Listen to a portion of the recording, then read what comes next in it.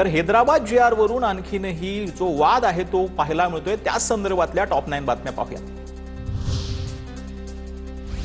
तर मराठा आरक्षणावरून विनोद पाटील यांची राज्य सरकारकडे मोठी मागणी। मराठवाड्यातील मराठा समाजाला हैदराबाद गॅजेटनुसार फक्त रहिवासी आणि आदिवासाचा आधारावरती कुणबी प्रमाणपत्र द्यावं। ज्यांच्या नोंदी नाहीत त्यांना 1967 पूर्वीच्या फक्त रहिवासी पुराव्याच्या आधारावरती कुणबी प्रमाणपत्र द्यावं अशी मागणी। बोगस प्रमाणपत्र वाटप होऊ देणार नाही, मंत्री पंकजा मुंडेंची ठाम भूमिका। तर पंकजा मुंडे काट्याच्या रस्त्याने जाणार नाहीत, जरांगेंचं भाष्य। कुठल्याही प्रकारे चुकीचं प्रमाणपत्र निघणार नाही याची ग्वाही बैठकीत ओबीसी समाजाला दिली। ओबीसी उपसमितीचे अध्यक्ष चंद्रशेखर बावनकुळेंकडून पुन्हा एकदा स्पष्ट कुणबी म्हणून नोंद असेल तर वंशावळीनुसार प्रमाणपत्र द्यावं अशाही सूचना।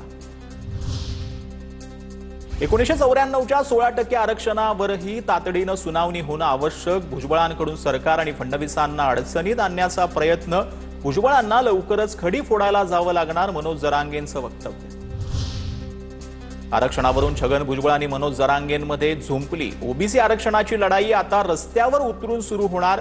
भुजबळांचा इशारा, तर आता न्यायालयात खेटायचं असेल तर तिकडे खेटू, रस्त्यावर खेटायचं तिकडे खेटू, मनोज जरांगेंचं प्रत्युत्तर।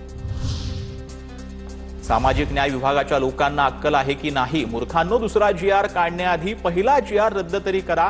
काँग्रेसच्या विजय वडेट्टीवारांनी सामाजिक न्याय विभागाची अक्कल काढली। शनिवारी नागपुरात ओबीसी नेत्यांची महत्त्वाची बैठक। आंदोलनाची पुढील दिशा ठरवण्यासाठी विजय वडेट्टीवारांच्या नेतृत्वात बैठक। तर 8 किंवा 9 ऑक्टोबरला मुंबईत ओबीसी समाजाचा महामोर्चा निघणार। ओबीसी संघटनांकडून मुंबईत मोर्चाचं आयोजन।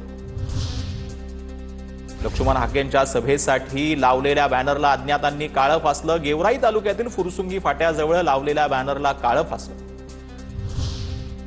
मराठा समाजाला आरक्षणाची गरज, मात्र कुणबींचं ओबीसीमधूनच आरक्षण जाईल। मुख्यमंत्री फडणवीस खोटं बोलतायत। प्रकाश आंबेडकरांचा मराठा आरक्षणाच्या GR वरून फडणवीसांवर आरोप।